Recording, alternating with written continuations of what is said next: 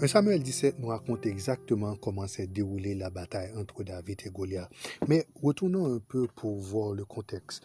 Comment est-ce que David a pu se trouver en face de Goliath dans le désert?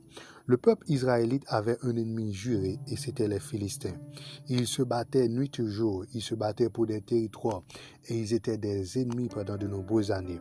Et voici le contexte de l'histoire de David et de Goliath. Pendant plusieurs moments, des Israélites combattaient les Philistins. Et un jour, les Philistins avaient un nouveau combattant. Et ce nouveau combattant s'appelait Goliath. C'était un homme très fort. Il faisait plus de 2 mètres de haut. Il avait une armure vraiment extraordinaire. Et il faisait terrifier tous les Israélites. Et il les menaçait chaque jour, nuit et jour, en disant s'il trouve un homme assez brave pour lui affronter, et s'il arrive à le tuer, il pourrait faire ce qu'il veut avec l'armée des Philistins.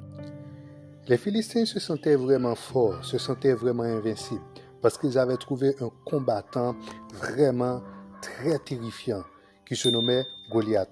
Il avait une belle taille, et son armure et son arrogance étaient vraiment quelque chose qui terrifiait les Philistins.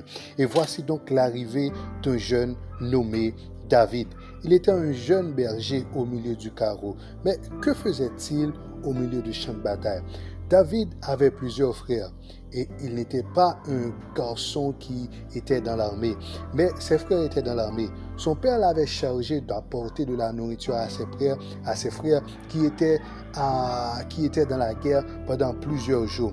Et voilà donc, pendant son arrivée, il questionna pourquoi les gens étaient si terrifiés, pourquoi il y avait ce silence, pourquoi il entendait un bruit dans le désert. Mais que se passa-t-il?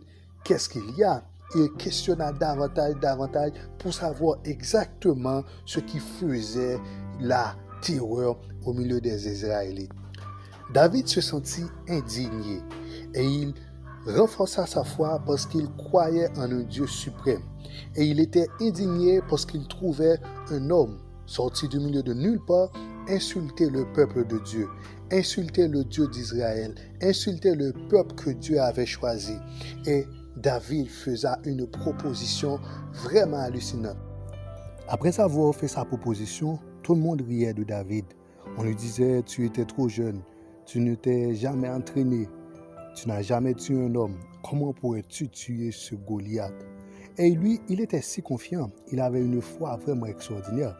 Il disait, je suis peut-être jeune, je n'ai jamais